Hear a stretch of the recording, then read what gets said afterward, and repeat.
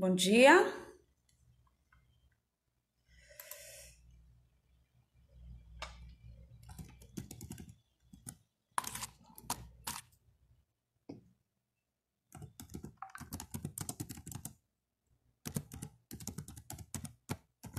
Bom dia, tudo bem, pessoal?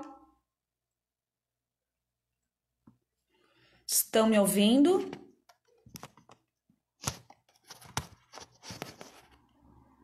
Estão assistindo? Vocês conseguem me ouvir? Fazendo o teste aí. Esperar um pouquinho.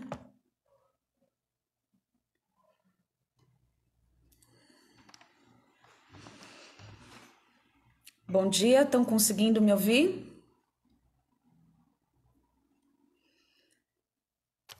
Beleza, estão ouvindo, né? Então tá bom. Deixa eu arrumar aqui.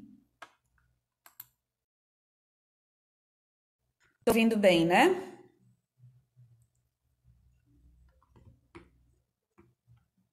Então tá ótimo.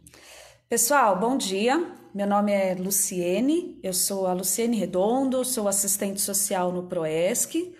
O PROESC é o ambulatório de esquizofrenia da Unifesp, da Escola Paulista de Medicina. E nós estamos na nossa terceira live, né? Hoje nós vamos falar sobre benefícios sociais, né? Eu, como assistente social, fiquei aqui incumbida de trazer para vocês um pouquinho sobre o tema dos benefícios sociais durante esse momento que nós estamos vivendo, durante a pandemia, tá?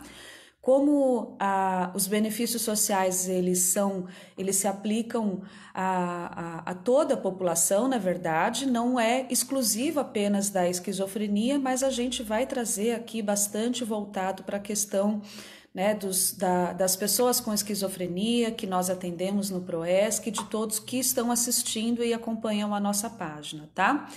Nós vamos tentar responder aí aos comentários de vocês, as perguntas que alguns já nos enviaram. Em especial, eu quero agradecer ao grupo das mães, né, da Associação Mãos de Mães de Pessoas com Esquizofrenia, da AME, em especial a Sara Nicolelli, a Tatiana Nicolelli, a Tata e de todas as mães que participam. Essas lives elas foram muito motivadas para responder a essas mães também e aos pacientes que nós acompanhamos no PROESC também, tá? Então, vamos lá começar a falar um pouquinho desses benefícios, né? Primeiro, por que a gente vai trazer especificamente sobre esse momento da pandemia, tá? Nesse momento da pandemia, nós estamos desde o dia 20 de março, né, colocado aí pelo Senado a aprovação do decreto número 6 de 2020, onde foi aprovado a questão do estado de calamidade pública em função da pandemia, né, mundial aí relacionada ao novo coronavírus, ao Covid-19, tá? Isso é uma situação muito nova, é uma situação muito inédita, inclusive, na nossa história recente, porque é muito diferente quando existe aí a definição, né, a aprovação, a decretação de um estado de calamidade pública em âmbito federal. Isso tem uma série aí de implicações, onde, resumidamente, o Estado ele fica desobrigado de cumprir metas fiscais, ele pode gastar muito mais do que o que estava previsto em diversas áreas aí para atender essas áreas afetadas. E é nisso que se coloca esses benefícios sociais, né? Porque nenhum desses benefícios sociais, maior parte deles não estavam previstos aí nos gastos públicos, e aí então eles passam a existir, a poderem acontecer exatamente porque estamos em função dessa calamidade, né, desse estado aí de calamidade pública, tá? Antes da gente também começar a falar, eu queria só trazer alguns esclarecimentos que muitas vezes trazem algumas dúvidas, né? E confusões na diferenciação do que é benefício social e do que é previdência social, tá? O que é benefício social? O benefício social ele rege, né, pela Lei Orgânica da Assistência Social, é uma legislação de 1993, a Lei 8.742, também conhecido como a LOAS, né? E onde tem lá previsto esses benefícios sociais, né? A organização desses benefícios. Por ser um benefício social da legislação de assistência, ele não é contributivo, e aí isso é muito do que às vezes se confunde, depende de contribuição, isso se confunde muito porque muitos são administrados pelo INSS, né, mas não são contributivos. Benefício, alguns deles, né, é o benefício de prestação continuada, Bolsa Família, renda mínima, renda cidadã, auxílio aluguel, né, são benefícios que não dependem da pessoa ter pago o INSS ou trabalhar de carteira assinada para que ele possa ter acesso, tá? Já a Previdência Social, obrigatoriamente, os benefícios que ela oferece ou os auxílios que ela oferece, eles são contributivos, né? Ou seja, na verdade é uma devolução que o Estado faz, né? Que o governo faz sobre uma contribuição que o cidadão contribuinte já fez anteriormente, né? Então a Previdência Social, tudo que ela oferece é contributivo, né? Então, por exemplo, aposentadorias, pensões, os auxílios, né, como auxílio doença também. Então, esses aí eles dependem de contribuição. Aposentadoria por invalidez, aposentadoria por tempo de serviço, enfim, tá? Depende de contribuição. Uma outra coisa que acho que é importante deixar claro, né, trazer alguns esclarecimentos, é sobre o que é deficiência, tá? A deficiência hoje, ela está ali definida pela lei, a Lei 13.146 de 2015, onde ela vai estabelecer no segundo artigo que a pessoa com deficiência é aquela que tem um impedimento de longo prazo, né? Então, de natureza física, mental, intelectual, sensorial, e que na interação com uma ou mais barreiras pode ter obstruído a sua participação plena na sociedade, né, em igualdade com demais pessoas. Por que isso é importante trazer para o nosso contexto da esquizofrenia, tá? Porque a esquizofrenia, ela entra então como uma deficiência também de natureza e mental, porque ela tem impedimentos de longo prazo e ela encontra aí barreiras também no ambiente, tá? Na interação dela com o ambiente, ela pode ter obstruído aí a participação plena e efetiva na sociedade, tá? Então, a avaliação dessa deficiência, ela vai considerar também questões aí ambientais e psicossociais, tá? A esquizofrenia hoje, ela é considerada deficiência, tá? Psicossocial. A gente tem até algumas contribuições de estudiosos, um deles é o Romeu Sasaki, que é uma pessoa muito ligada, né? É uma pessoa que tem uma história, uma trajetória muito grande na área de pessoas com deficiência no mundo inteiro e no Brasil. Em 2014 e 2011 ele já trouxe um pouquinho sobre a definição, né, na bibliografia sobre a deficiência psicossocial, e ele traz então que a deficiência psicossocial são aquelas que durante viveram em algum tipo de transtorno mental e que graças a um tratamento psiquiátrico adequado ou a diversas formas de apoio institucional, comunitário, familiar, essas pessoas ficaram apenas com uma sequela de um transtorno mental. Então, o que é sequela, né, de transtorno mental? São as dificuldades aí, às vezes cognitivas, de linguagem, de comunicação, de concentração, de atenção, de relacionamento interpessoal. Essas dificuldades, elas são consideradas aí uma deficiência psicossocial. E por que é importante trazer isso, tá? No universo da saúde mental e da esquizofrenia, isso é extremamente importante, porque quando a gente pensa em direitos de pessoas com deficiência, entendemos então que todos os direitos das pessoas com deficiência, eles também se aplicam às pessoas com esquizofrenia, tá? Então, isso define também muito sobre quais são os benefícios sociais que as pessoas com esquizofrenia, por exemplo, têm acesso, né? E no momento da pandemia também, tá?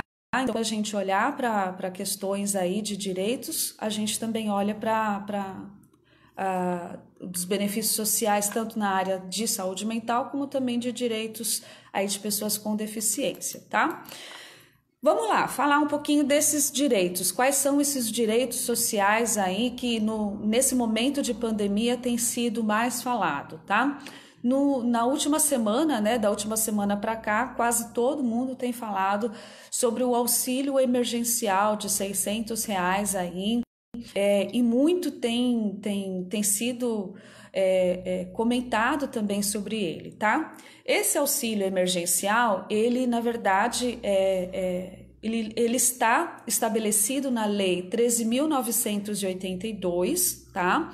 É uma legislação que vai trazer não apenas sobre o auxílio emergencial, mas também sobre o benefício de prestação continuada, que poucas pessoas têm falado, mas que tem algumas mudanças também importantes aí, tá? Que as pessoas têm acesso. Mas trazendo a princípio sobre o auxílio emergencial, o que ele é, tá? Ele é um benefício, então vamos lembrar, ele não depende de contribuição, tá? Ele é um benefício financeiro de R$ 600 a R$ 1.200, o valor dele pode ser pago, e ele é destinado para quem? Para quem que foi feito esse benefício, né? Ele foi feito para trabalhadores informais, né? Então, quem trabalha por conta tem direito. Microempreendedor individual, então aquele que tem o MEI, né? Que todo mês paga ali aquele valor devido ao MEI para ele poder ter o registro. Então, quando ele for pedir, aquele que tem o registro do MEI tem que pedir na natureza de ocupação, de atuação do qual ele tem o registro do MEI, isso também é importante. Os autônomos, tá? Então, quem são os autônomos? É aqueles que trabalham por conta, mas que estão pagando o INSS por aquela guia laranja que o pessoal conhece muito, né? A GRPS, que é o Guia de Recolhimento da Previdência Social. Então, essa guia, muitos pacientes, né, muitas pessoas que a gente acompanha no PROESC também, talvez tenha aqui, né, alguém a família que também às vezes paga, olha, meu filho, ele nunca trabalhou, mas eu estou pagando o INSS para ele como autônomo, por aquela guia laranja. Se você está pagando, se você tem essa contribuição, todo mês lá você está pagando, isso significa que o seu filho, mesmo que ele nunca trabalhou, ele tem direito, né? Você pode pedir, então, esse auxílio emergencial para ele, tá? As pessoas que estão desempregadas também têm direito ao auxílio emergencial, né? Ou seja, eu não estou trabalhando, eu nunca trabalhei, não estou com carteira assinada, não estou pagando INSS por conta própria, e estou desempregado há muito tempo. Eu não tenho também registro no CAD único ou não recebo um benefício da assistência como Bolsa Família, eu também tenho direito? Sim, você também tem direito, tá? Então, é também para o desempregado esse auxílio emergencial. Pessoas com renda familiar inferior a 3 salários mínimos, né? Qual que é o valor aí dos 3 salários mínimos? Então, em R$ 3.135, tá? Ou que tenham uma renda familiar per capita. O que é o per capita? É por pessoa de até meio salário mínimo, ou seja, no valor de R$ 522,50, também tem direito aí desse benefício, tá? Então, se você tem uma renda inferior a 3 salários mínimos ou familiar inferior aí, o per capita inferior a meio salário mínimo, você também tem o direito a esse benefício, tá? Usuários, então, do CAD único, né? Aquela pessoa que foi, então, uma vez lá no CRAS da sua cidade, né? O CRAS é o Centro de Referência. Ao dia 20 de março, você já tinha ido, já fez algum dia de março, você já tinha ido, já fez alguma vez um cadastro nesse centro de referência da assistência social para requerer qualquer benefício, então você tem aquele CAD único, você não precisa se cadastrar para receber esse auxílio emergencial, porque você já está cadastrado, você já tem o CAD único, automaticamente você vai receber, então, no seu cartão cidadão ou no cartão pelo qual você recebe o benefício do Bolsa Família, você vai receber esse benefício você vai receber esse benefício do auxílio emergencial, tá? Beneficiários, então, do Bolsa Família não precisa se cadastrarem, tá? Durante os 3 meses que receberem o benefício, benefício do Bolsa Família vai ficar suspenso e logo depois vai passar a ser pago, tá?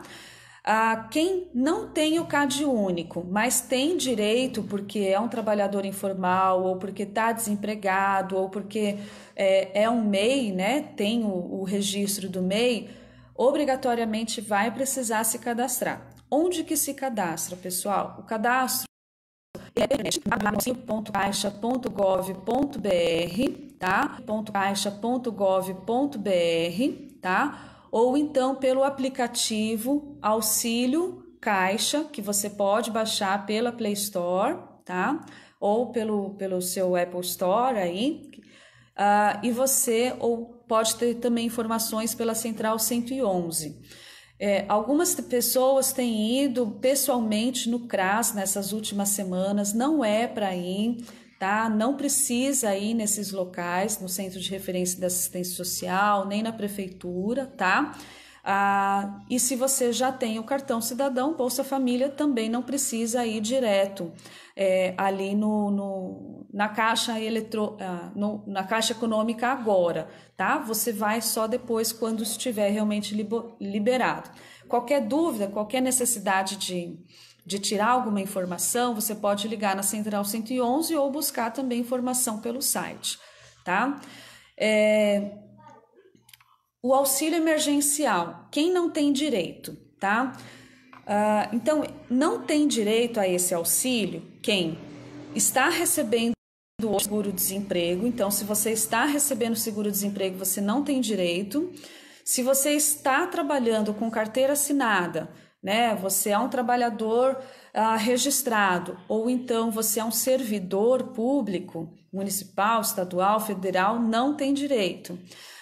Quem teve o contrato de trabalho suspenso ou com a carga horária reduzida por conta também agora da pandemia, não tem direito também, tá?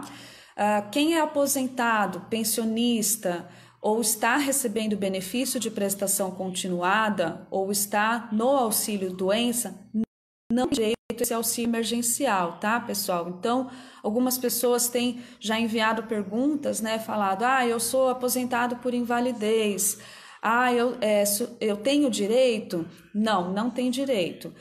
Eu recebo pensão morte, eu tenho direito, eu posso pedir, né, para o meu filho que tem esquizofrenia? No seu nome, não, mas você pode fazer a solicitação no nome do seu filho, caso ele atenda aos critérios que eu falei anteriormente, né? Que são, tem que estar desempregado, tem que ter uma renda familiar inferior a 3 salários mínimos. Então, aí você pode pedir no nome dele, mas não no nome de quem está recebendo aí a pensão morte, tá?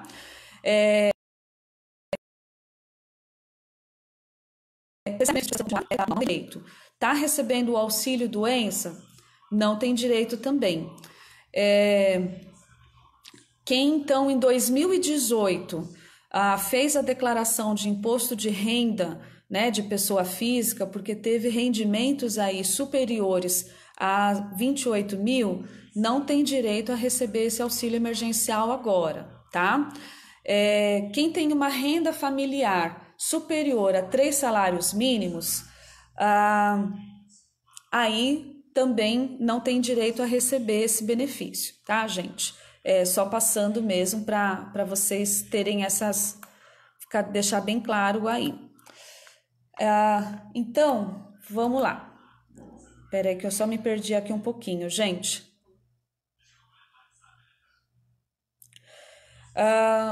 Quem pede aqui, eu vi aqui uma pergunta agora da Sara, né, Sara? Sara Brasil, vamos lá. Pedem número de celular para enviar o código. Não tenho celular. Posso usar o celular de outra pessoa que não vai pedir auxílio? Sim, pode usar o celular de outra pessoa que não vai pedir o auxílio. Esse código vai ser encaminhado por SMS.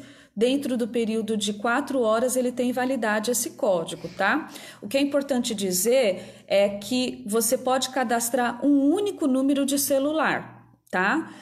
Então, naquele mesmo número de celular, você não vai poder pedir mais de um auxílio emergencial, tá? Então, se a pessoa não tem acesso por celular, pode fazer dessa forma, tá? Isso se você fizer o cadastro pelo aplicativo, né? Tá bom? Agora, dentro dessa publicação, dessa lei 13.982, que fala aí sobre o auxílio emergencial, né? Então, muitos viram nesse dia, esse auxílio ele já está disponível, tá? Tanto o cadastramento aí, como a partir de hoje, exatamente hoje, está iniciando a liberação do saque. Só um instantinho. Está iniciando a partir de hoje a liberação do saque para algumas pessoas, né? Quem são essas pessoas que estão podendo receber? As pessoas que já têm conta vinculada com a Caixa Econômica Federal, que já tem o CAD único também, né? E conta vinculada com o Banco do Brasil. A partir de hoje, então, alguns saques já estão sendo liberados, tá? Direto na conta da pessoa. A pessoa também não precisa ir lá no caixa do banco, tá? Então, algumas pessoas já estão recebendo. Então, essas pessoas que têm direito... Deixa eu só... Espera aí, pessoal. Só um instantinho. Isaac, fecha a porta do quarto para a mãe, por favor. Coisas de home office, né, pessoal? De live, né? Vamos lá. Tá ouvindo melhor agora, né? Certo, obrigada. Então, nessa legislação 13.982, vai falar também que, além, então, desse auxílio emergencial, que a gente vai tirando as dúvidas aí, tem também sobre o benefício de prestação continuada. Então, também, então, sobre o benefício de prestação continuada, ele também teve algumas alterações. Então, é um outro benefício também que está com alterações agora por conta da pandemia, tá? Então, podem conferir lá a partir da legislação 13.982. O que é o benefício de prestação continuada, tá? É um benefício devido para pessoas com deficiência, tá? E para pessoas idosas acima de 65 anos. O que diz a legislação, né, quem tem direito a esse benefício? Além de você precisar comprovar a condição de uma deficiência e da idade, você precisa comprovar a situação de vulnerabilidade econômica, né? Dentro da situação de vulnerabilidade, a pandemia tinha estabelecido que a pessoa tinha que comprovar uma renda familiar por pessoa inferior a 1/4 do salário mínimo per capita, tá? Agora, e que só uma pessoa na família, no grupo familiar, poderia ter esse benefício, né? Então, ele não era cumulativo. Porém, agora, com a pandemia, pela legislação 13.982, que é a mesma desse auxílio emergencial, tem algumas mudanças. Foi colocado, então, que a renda do benefício de prestação continuada não vai contar mais do per capita familiar para se requerer o BPC, para se requerer esse benefício de prestação continuada, né? Ou seja, vai ser possível agora, por exemplo, você ter na mesma casa uma pessoa com deficiência recebendo esse benefício e também uma pessoa com acima de 65 anos, um idoso recebendo esse benefício, coisa que não poderia antes e só está valendo agora, nesse período da pandemia, enquanto a gente tiver decretado, né, esse estado de calamidade pública, né? Então, lá também tem estabelecido na lei que vai esse estado até 31 de dezembro desse ano, 31 de dezembro de 2020 está valendo. Então, agora, se você tem já na sua casa alguém que recebe benefício de prestação continuada porque é idoso, mas você também tem um filho, você também tem uma pessoa, ou você mesmo tem esquizofrenia e está dentro aí dos critérios de vulnerabilidade econômica, você pode requerer o benefício de prestação continuada também, tá? Não vai perder. E essa é a hora de pedir. Como que você faz essa requisição? Pelo telefone 135 da Previdência Social, é possível ser feito, tá? Também pelo site da Previdência Social, o Meu INSS, então é www.meu.inss.gov.br, tá? Ou então buscando um centro de referência da assistência social, um CRAS, do seu município, mais perto da sua casa, tá? Uma outra mudança que o benefício de prestação continuada passou a ter em função da pandemia é que agora é possível que o cálculo da renda familiar para requerimento desse benefício tenha base no meio salário mínimo per capita e não mais um quarto, né, como era antigamente. Então, hoje, por pessoa na casa é possível que se tenha, então, uma renda per capita de R$ 522, né, e 50 centavos, que é o meio salário mínimo per capita aí, tá? Isso, volto a dizer, menos, né, excepcionalmente durante o estado de calamidade pública devido ao coronavírus, tá? O INSS também, em função desse momento aí, ele está autorizado também a antecipar por 3 meses o valor de R$ 600 a quem já requereu o benefício de prestação continuada e está aguardando resposta, tá? Então, atenção nessa informação, tá? Então, se você, antes dessa questão toda do auxílio emergencial, ou então antes dessa situação de calamidade pública, você já entrou com o pedido do benefício de prestação continuada, não teve resposta, está em análise, porque muitos casos estavam acontecendo isso mesmo, né? Por uma demora, excesso mesmo de processos, e você está aguardando resposta. Foi liberado, então, também nessa legislação está colocado que aqueles que estão com BPC em análise já têm o direito de receber esses R$ 600 antecipado nesses 3 meses, que na verdade é como se eles estivessem pagando o auxílio emergencial, tá? E não vai precisar se cadastrar por aquela solicitação lá do auxílio emergencial, tá? Do aplicativo, né? Nem do site do auxílio, tá bom? O mesmo vale também para quem está aguardando resposta do auxílio doença.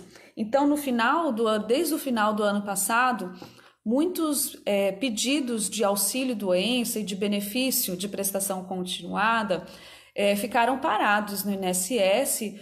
Prova disso a gente viu algumas reportagens já no começo desse ano, né? A mídia falando que o governo estava até pensando em buscar militares e buscar servidores aí aposentados do INSS para poder atender o excesso de demanda, né, o contingente de pedindo auxílio que estava tudo parado. Em resposta a isso e para atender a isso nesse período da pandemia, também está liberado que essas pessoas que estão aguardando análise de benefício de prestação continuada e de auxílio também vão ter a possibilidade de receber pelo INSS, tá? O único problema é que vai depender aí da agilidade do INSS nesse pagamento, não aí por conta realmente apenas do governo federal, vai ser só da administração do INSS, tá? Então vamos lá, continuando aqui, e aí eu já vou entrar para as perguntas que estão chegando. Podem mandar. A Lore, quero agradecer a Loredane, psicóloga aqui do PROESC, e a equipe do PROESC que está me ajudando aí nas perguntas. A gente está recebendo as perguntas e já eu vou parar só para responder as perguntas de vocês. Podem mandar. tá? Elas estão me mandando aqui no privado, no individual, podem mandar e eu vou respondendo sim, tá? Uma coisa que tem se falado bastante também sobre o CAD único, né? O que é o CAD único? Quando a pessoa, é um cadastro único, como fala, né? Que reúne as informações aí de todas as pessoas em vulnerabilidade econômica para que elas tenham acesso a benefícios e programas sociais. É feito nos Centros de Referência da Assistência Social, no CRAS, né, quando a pessoa vai no CRAS lá requerer algum benefício, automaticamente ali assistente social já faz, já insere essa pessoa nesse cadastro único, tá? Isso dá direito a pessoa ter acesso, por exemplo, à tarifa social de energia elétrica, ao programa Minha Casa, Minha Vida, ao Bolsa Família, a programas de transferência de renda como renda cidadã, a renda mínima, né? Isso vai depender muito do município, né? E dos programas que aquele município tem disponível na sua região, na sua Secretaria de Assistência Social.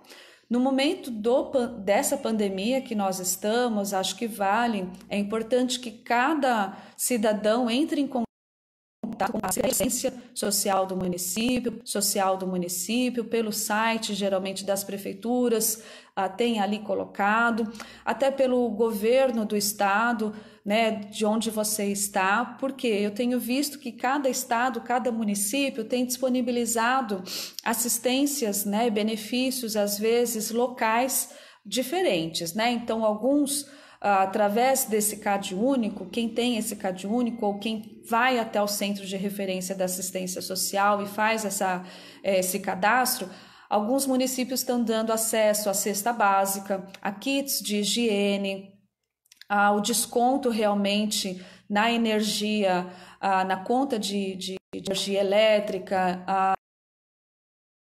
Alguns municípios estão se organizando para que durante alguns meses essas pessoas não recebam, não precisem pagar as contas, né? Isso tem sido disponibilizado para quem? Para quem tem esse cadastro único realizado, né? Então, a realização desse cadastro único é pelo Centro de Referência da Assistência Social, caso você não tenha. E quem pode se cadastrar e quem pode ter esse cadastro realizado quem compõe a família da individualidade econômica que é abaixo de 3 salários mínimos, tá? Sempre quando a gente pensa quem é de baixa renda, quem é considerado, então para esses cadastros quem tem uma renda familiar inferior a 3 salários mínimos ou uma renda per capita, né, por pessoa na casa aí abaixo de meio salário mínimo, pelo menos, tá? E tem acesso, por exemplo, ao Bolsa Família, e o Bolsa Família é um dos programas também que também tem sido aumentado aí o acesso dele durante a pandemia, e a porta de entrada é através do Centro de Referência da Assistência Social. O que é o Bolsa Família, tá? É um programa do governo federal, tá bom? Para quem tem filhos até 17 anos, de 0 a 17 anos, ou no caso de mulheres que estejam em tratamentos de saúde, e aí mulheres entra de 14, né, moças aí até 44 anos, porque eles têm voltado também para a saúde da mulher gestante também. Porta de entrada também é o Centro de Referência da Assistência Social. Mas vale você ver qual município que você está, né? Tem alguns municípios que eles têm outras formas de entrada também para cadastramento ou de atendimento, né, para acesso a esse tipo de programa também. Em São Paulo, por exemplo, aí falando daqui de São Paulo, tá? Para o atendimento no Centro de Referência da Assistência Social, de duas formas, tá? Ou ligando no telefone 156 e aí a pessoa agenda o seu atendimento, ou através realmente do agendamento eletrônico na página que a prefeitura disponibiliza, que é agendacadunico.prefeitura.sp.gov.br, tá? Então, geralmente, hoje na prefeitura do município aqui de São Paulo, o atendimento nos CRAS é por agendamento eletrônico, tá? Às vezes não, quase sempre não adianta você ir lá pessoalmente sem estar agendado. Isso vai muito pelo fluxo, mas cada município tem, às vezes, se organizado de uma forma diferente, tá? Então, vale ter essa informação como que no seu município é. Aqui em São Paulo é dessa forma, certo? Vamos lá, próximo. Agora eu vou responder um pouquinho das perguntas de vocês aqui que eu tô recebendo. Algumas perguntas eu já vinha recebendo, e aí minha gratidão aí pela AME, né, pelas mães aí da Associação Mãos de Mães de Pessoas com Esquizofrenia, do PROESC também, tá? Algumas pessoas já foram encaminhando para mim as perguntas, e eu vou responder essas perguntas e as que vocês estão já passando aqui também, tá? Essas primeiras que eu vou responder não estão identificadas, tá? Porque eu não tinha pedido para as pessoas, mas eu vou fazer a pergunta exatamente, responder a pergunta exatamente como ela chegou para mim, tá bom? Então, uma pessoa mandou uma pergunta. Olha, MEI, sou mãe solteira, só que eu sou mãe solteira e tenho MEI. Como fazer para receber como mãe solteira e não como MEI? Não sou inscrita em nenhuma bolsa federal, tá? E aí a resposta é assim: você vai receber então apenas como MEI, né? Você, na verdade, indifere se você se cadastrar como mãe solteira, ou seja, como alguém que é autônomo, registro no CadÚnico, você nunca recebeu um programa social, Bolsa Família, nada. De qualquer forma, você vai precisar se cadastrar no site, tá? Naquele site lá do auxílio emergencial, né? Você vai precisar se cadastrar. Mas no momento que você se cadastrar, automaticamente, como os dados eles estão sincronizados aí com a Receita Federal, assim que você CPF, eles vão identificar que você tem o MEI. Então, seu pagamento do auxílio emergencial vai ser dentro aí da programação de pagamento para pessoas que são microempreendedores individuais, tá? Então, quando você fizer o seu cadastro ele vai valer como MEI. E aí, durante o seu cadastro, que você for respondendo ali as perguntas, já vai ter uma pergunta ali: olha, você é o único responsável pela casa, você é mãe solteira, você é a única pessoa que responde ali pelos cuidados financeiros da casa. E aí automaticamente então já vão saber que o que você vai receber é devido a R$ 1.200 e não a R$ 600, tá? Próxima pergunta aí respondendo, né? Meu Bolsa Família ele ainda não foi liberado, tá? No CRAS ele consta aprovado, mas no banco consta que ainda não foi liberado. Eu tenho direito? É muito interessante essa pergunta, né? Porque o que vinha acontecendo? Muitas pessoas já há algum tempo vêm reclamando disso, às vezes de uma demora na resposta, né? E na liberação do Bolsa Família. Então, algumas pessoas foram no CRAS no ano passado, essa pessoa em específico, né? Foi no CRAS no ano passado, se cadastrou, fez o CadÚnico e solicitou, então, o Bolsa Família.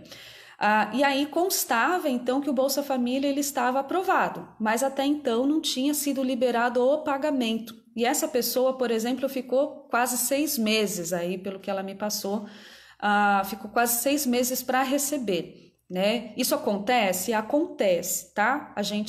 Eu já tenho visto outros casos assim também, que às vezes a pessoa ainda está esperando a liberação. Tem direito, então, ao auxílio emergencial? Sim, tá? Tem direito ao auxílio emergencial essa pessoa que está esperando ainda a resposta do Bolsa Família, que já se cadastrou. Pode fazer, então, a requisição do auxílio emergencial pelo site ou pelo aplicativo. No momento que colocar o CPF, o sistema ele já vai confirmar que essa pessoa tem o CadÚnico efetuado, né? Que esse CadÚnico está ativo. Então, automaticamente já vai constar que essa pessoa tem o CAD único ativo e só vai ter uma resposta lá para a pessoa aguardar, que dentro de 5 dias vai ter a resposta, tem vindo essa informação, né? Olha, vai ficar em análise, em 5 dias você tem a resposta. Do contrário, se o seu CAD único não está ativo, já vai abrir as outras janelas para o seu cadastramento, né? Para você ir colocando as outras informações. E aí, como que faz para receber, né? Como que faz, então, para ter o pagamento? Se eu não tenho o cartão cidadão, se eu não tenho aquele cartão onde eu recebo, então, o Bolsa Família, deveria receber o Bolsa Família. É só você acompanhar o calendário de pagamento e aí se dirigir com o seu CPF, né? RG com CPF, diretamente ali, ou na Caixa Econômica Federal, ou no Banco do Brasil, direto no caixa, tá? Ou na casa lotérica com o seu documento, mesmo que você não tenha esse cartão do cidadão ou cartão de saque do Bolsa Família, tá? Vamos lá. Outra pergunta aqui, respondendo a outra pergunta que veio antecipadamente, né? Nunca trabalhei, mas estou pagando mensalmente o INSS como autônomo, né? Por aquela guia de recolhimento da Previdência Social.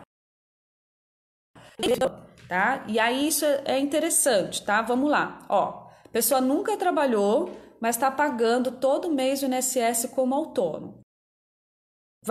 Tá?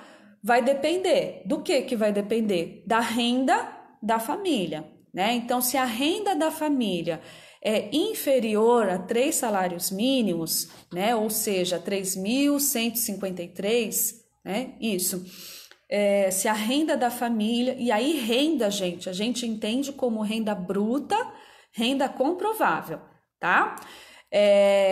Então, aí se essa renda é abaixo disso, abaixo de 3 salários mínimos, então sim, você tem direito, tá? Você tá pagando ali, né? A guia tá pagando como autônomo todo mês INSS, você tem direito se a sua renda da família é abaixo de 3 salários mínimos. Agora, se a sua renda familiar for acima disso, né, for acima de 3 salários mínimos, então vamos pensar, acima de R$3.200, né, aí arredondando, aí já não, tá? Agora, se em 2018 você fez a declaração do seu imposto de renda, né, de pessoa física ali, ou até mesmo de autônomo, e aí porque você declarou a pessoa jurídica, perdão, você declarou uma renda aí superior a R$28.000, você então não tem direito, tá? Mas geralmente as pessoas que têm o autônomo aí têm o direito, porque a maioria paga como autônomo aí no valor do mínimo, que é 10% do salário mínimo, né? Tá?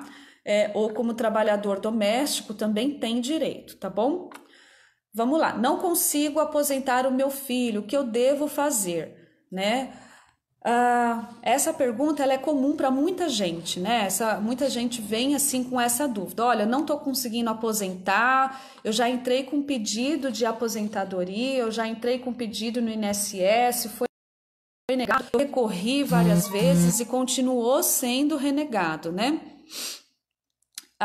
E aí, para aposentar, tá? O que precisa saber, né? Para a gente aposentar alguém, primeiro, depende obrigatoriamente de contribuição, né? Lembra que a gente falou lá no começo, que eu falei no começo para vocês, a diferença entre benefício social e aposentadoria, né? O que é da Previdência Social? Tudo que é da Previdência Social depende de contribuição. Então, a aposentadoria, aposentar, obrigatoriamente precisa da pessoa ter pagado alguma vez o INSS ou ter trabalhado registrado ou estar trabalhando registrado, tá? Então, para você aposentar o seu filho, a primeira coisa que você precisa fazer é ter contribuição com o INSS, tá? Não existe uma contribuição, não existe uma aposentadoria que seja compulsória, sem nenhuma contribuição, apenas por um diagnóstico. Então, muitas famílias vêm atrás dessa questão, né? Olha, eu quero aposentar o filho porque ele tem esquizofrenia.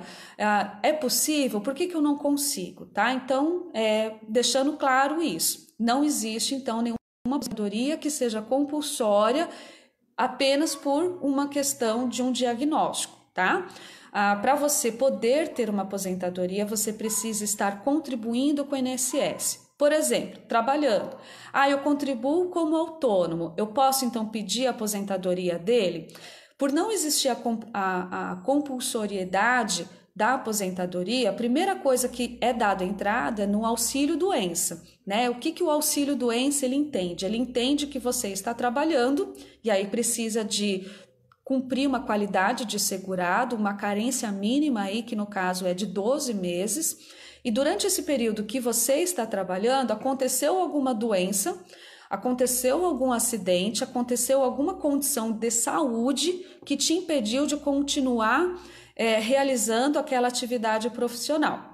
E aí, então, você consegue entrar nesse auxílio-doença que vai ser avaliado por um perito, né, da Previdência Social, um perito médico, né, onde ele vai ver se de fato você tem direito, né, se de fato você está incapacitado para o trabalho. E aí é que entra muito das negativas, o porquê que muita gente às vezes não consegue, principalmente famílias que às vezes nos procuram e falam, mas o INSS negou. Por que negou? Muitas vezes isso acontece porque é considerada a questão de pré-existência de uma condição de saúde, né? Por exemplo, se eu tenho esquizofrenia e eu estou pagando o INSS desde abril do ano passado, então eu tenho o que eles chamam de qualidade de segurado, dentro do tempo de carência, eu posso pedir, né? Mas eu vou alegar para o INSS que o motivo do que eu estou pedindo é porque eu tenho esquizofrenia. Mas aí quando eu apresento um laudo médico, quando eu apresento um histórico do meu de saúde, o perito vê que eu tenho esquizofrenia já há 10 anos. Então ele vai entender que na verdade é uma condição pré-existente, né? Eu comecei a pagar, eu estou pagando há 1 ano, eu cumpro o período de carência, mas eu já tinha essa condição de saúde, eu já tinha esquizofrenia. O que vai definir se eu vou conseguir ou não esse auxílio-doença vai ser eu poder comprovar ou não que nesse período que eu estou na carência, nesses últimos 12 meses, eu tive ou não uma piora dos sintomas, né? Então, ainda que eu esteja numa condição pré-existente, aconteceu algum agravo da minha situação? O agravo. Eu precisei ser internado, eu precisei ser afastado por 15 dias, ou menos de 15 dias do trabalho por conta eu precisei parar minha atividade profissional só porque eu tive uma piora dos sintomas. Aconteceu alguma coisa? Isso vai ficar muito claro através do laudo médico. Por isso que, assim, vai entrar com pedido de de auxílio-doença. É extremamente importante conversar com a equipe de saúde, com o médico que te acompanha, né, para que ele possa saber qual é o tipo de solicitação que você está fazendo, para que se for importante, né, se for necessário, ele coloque as informações da evolução as informações da evolução do seu tratamento é que vão comprovar ou não que você tem aí o direito, né? Então o médico ele vai saber colocar isso se você realmente tem nesses últimos 12 meses algum agravo de sintomas, tá? Então aposentar compulsoriamente não existe, tá? É só realmente através de auxílio-doença. O auxílio-doença ele pode ser prorrogado, né? Várias vezes ele pode ser prorrogado pelo próprio perito aí, pelo próprio INSS, né? Ou até mesmo entrando com recurso quando é o caso, quando é possível, né? E aí depois de 5 anos somente, pessoal, é que quando está nessa prorrogação o tempo todo, né? Se arrasta por 5 anos a prorrogação de auxílio-doença, é que daí o próprio perito do INSS pode ir lá e colocar, pronto, está aposentado por invalidez. Ou quando, então, a pessoa ela está trabalhando e tem e tem ali um acidente de trabalho no trabalho mesmo, e aí é comprovado que ela está realmente incapacitada para qualquer atividade profissional, mas isso tem que ser bem grave, tá? O que você pode fazer é ir pagando o INSS aí como autônomo, por exemplo, tá? Ou se atender então aos critérios para benefícios sociais, pode tentar requerer o benefício de prestação continuada, procurando um CRAS, acessando o site do INSS, né? www.meuinss.gov.br ou ligando no telefone 135, tá? Próxima pergunta aí para a gente avançar, tá? Quem tem esquizofrenia tem direito ao auxílio emergencial, né? E eu acho que essa resposta vai atender a de muitos aqui que já chegaram, né? Então, vamos lá. O diagnóstico de esquizofrenia? Não, tá? A pessoa com esquizofrenia, ela vai ter que atender aos mesmos critérios estabelecidos para se ter o auxílio emergencial, como qualquer outra pessoa, tá? Qualquer outra pessoa vai ter que atender aos mesmos critérios, que foram aqueles critérios lá que a gente falou, né? Quais são esses critérios aí? Ele vai precisar comprovar então que ele está desempregado, ou então que é autônomo, ou que é um trabalhador informal, ou que tem o MEI, então, né? Ou então que tem o CAD único, que recebe o Bolsa Família, tá? Essas pessoas é que vão ter aí acesso ao auxílio emergencial, independente de um diagnóstico. Não é porque tem esquizofrenia que vai ter o auxílio diagnóstico, não é porque tem esquizofrenia que vai ter o auxílio emergencial ou por qualquer outra condição de saúde, tá? Vai ter que atender os critérios igualmente, tá bom?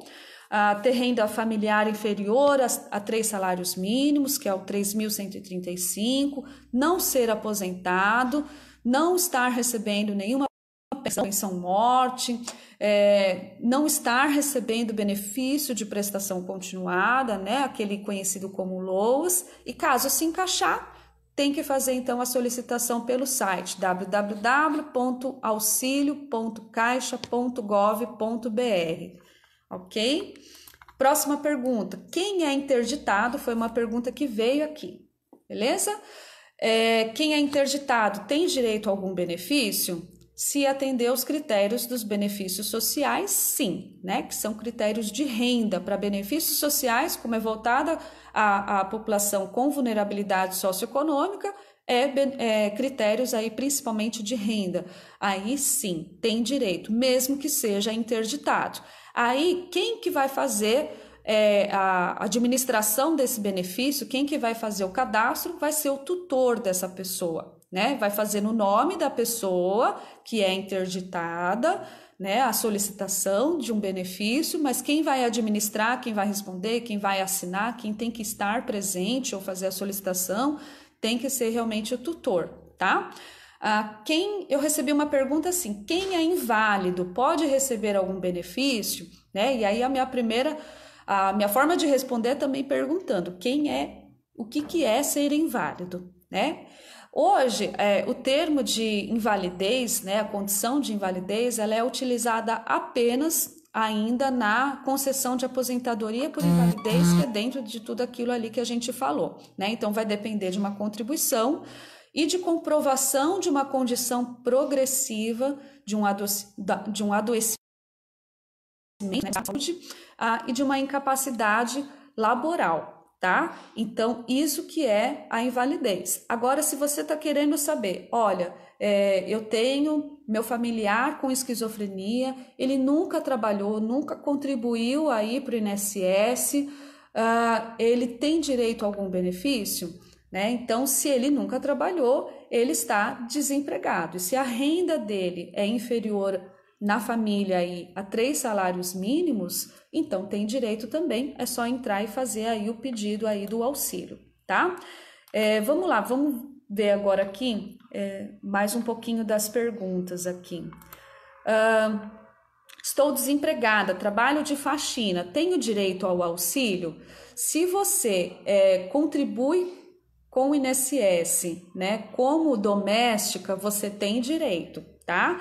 Agora, se você está desempregada, não contribui com o INSS, você também tem direito. Lembra lá nos pedidos, nos requisitos que a gente viu, tá? Então, ó, todas as pessoas que estão desempregadas, elas têm direito a esse auxílio emergencial. Então, tem que ir lá no site e tem que se cadastrar. Mesmo que nunca tenha tido acesso a nenhum benefício, não tenha cadastro no CadÚnico, não tenha o Bolsa Família, tem direito aí, deve se cadastrar, tá? Quem tem contrato com a Prefeitura de São Paulo tem direito? Não, porque aí é um servidor. Isso se for um servidor municipal. Agora, se o seu contrato ele é terceirizado, porque a Prefeitura tem algumas empresas, né, terceirizadas. Então, na verdade, o seu contrato ele é... Opa, que meu tempo. Opa, peraí. Então, na verdade, o seu contrato ele é CLT, tá? Se o seu contrato é CLT, você não tem direito porque você é um trabalhador registrado, tá? Quem está trabalhando com carteira assinada ou então servidor público não tem direito ao auxílio emergencial, tá? Recebi um benefício LOAS. Eu recebi um benefício do BPC, né? O LOAS do BPC, e quero aposentá-lo. Não podia pagar o benefício. Desculpa, aqui.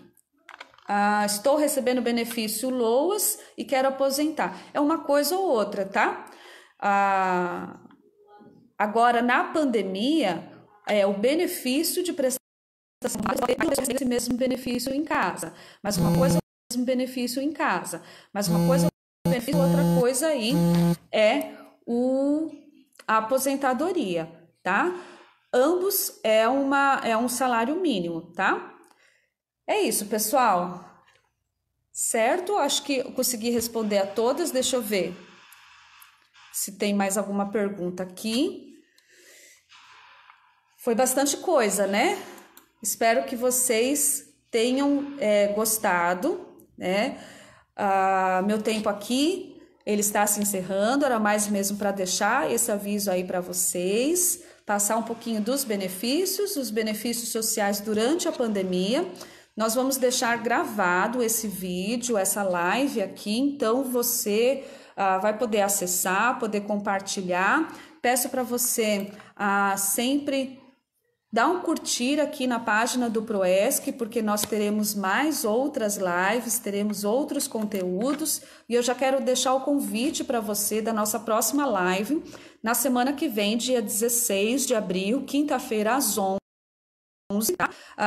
Próxima live vai lidar com ansiedade no confinamento em tempos de pandemia, tá? Quem vai trazer essa live é a psicóloga Loredane Morandi, né? A nossa querida Lore aí, que coordena a psicoterapia do Proesc, tá? Ela que vai trazer um pouquinho, então, sobre esse tema da ansiedade nesse tempo de pandemia. Então, compartilhem também e participem, tá? Dá um curtir na nossa página para que sempre que tiver alguma coisa nova aí, você seja notificado e acompanhe com a gente também, tá?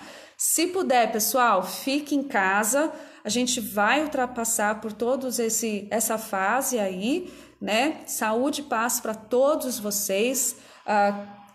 Quem precisar de contato, pode procurar o nosso contato aqui na página, pode mandar alguma dúvida, comentário, sugestão, orientação. A gente está aqui para isso, tá bom? É isso, um grande beijo para vocês, certo? Eu vou encerrando por aqui e esperando encontrar vocês na próxima semana aqui na live da Lore, como lidar com ansiedade, tá? E confinamento em tempos de pandemia. Quem precisar, estão pedindo aqui. Quem precisar, vou deixar o meu contato também, redondoluciene@gmail.com, tá? Se tiver alguma coisa que a gente também possa responder, alguma orientação que não foi atendida agora aqui, por e-mail a gente também fica à disposição. É isso, pessoal, um grande beijo para vocês, muito obrigada pela presença de todos, é isso, saúde e paz para vocês. Tchau, tchau.